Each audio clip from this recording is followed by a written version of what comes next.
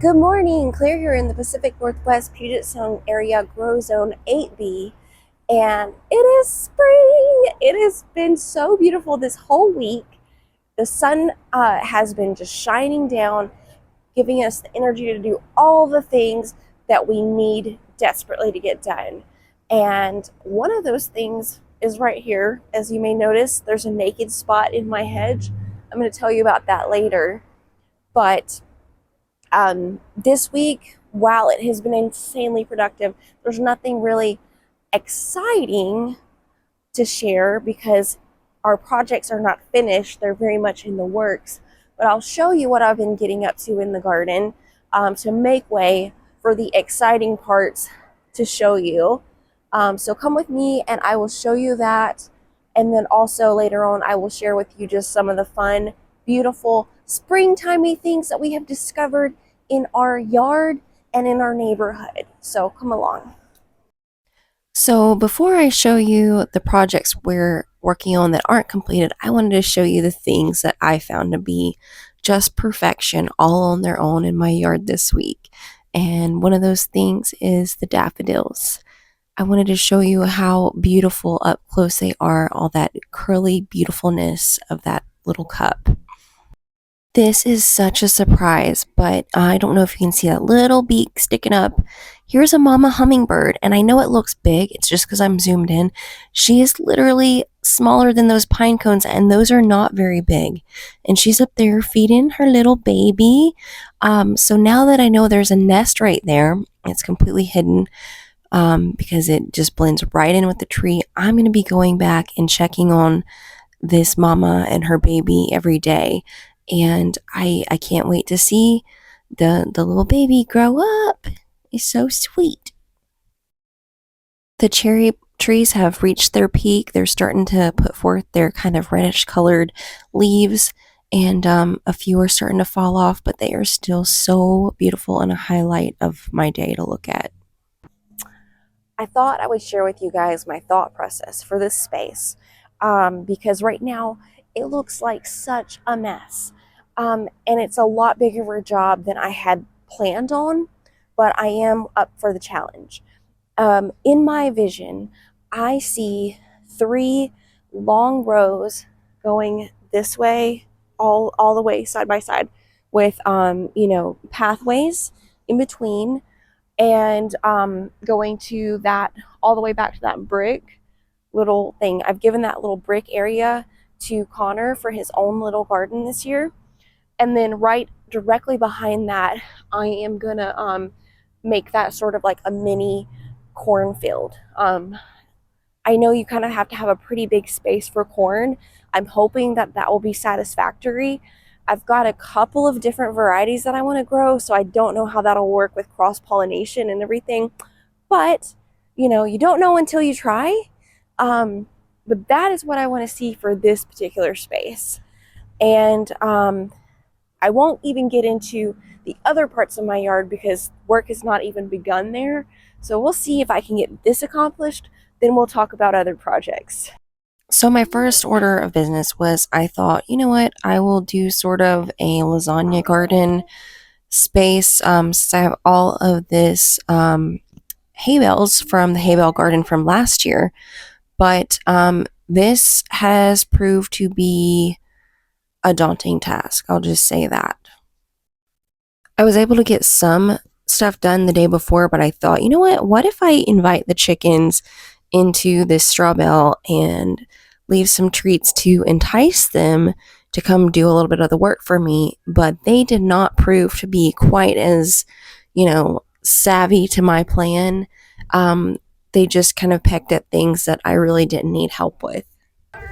You know how you can feel like you've been very productive and spent a lot of time outside working on stuff, and then you realize that you haven't because you have a lot of animals and kids that want to show you that they can do parkour and various things.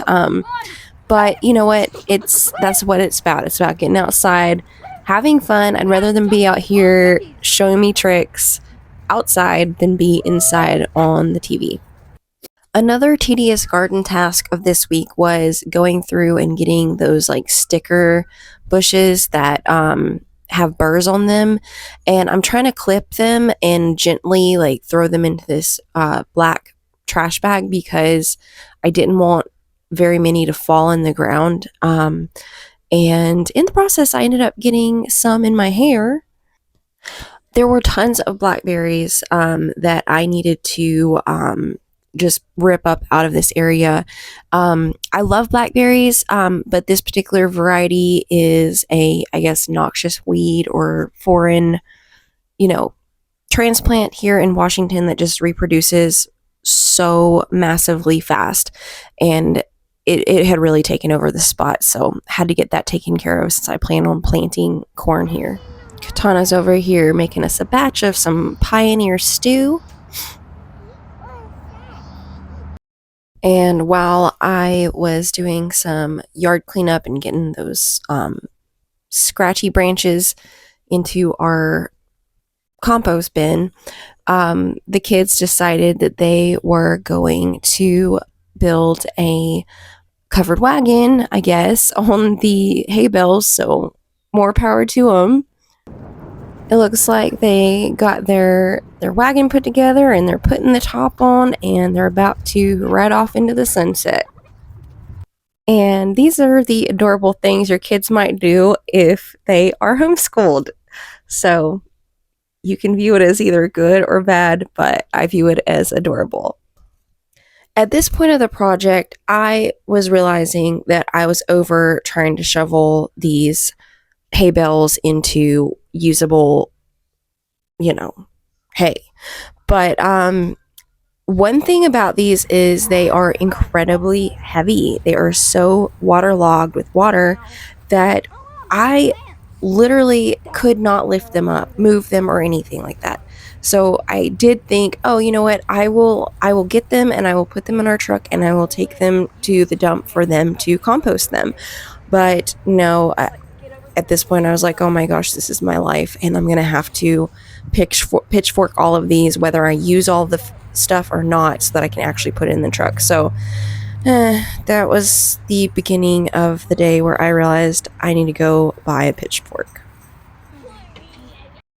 And happy to report that it actually is crazy that the utensil that is marketed to pitch actual straw, wet straw, works a heck of a lot better than a little garden fork. So, who knew?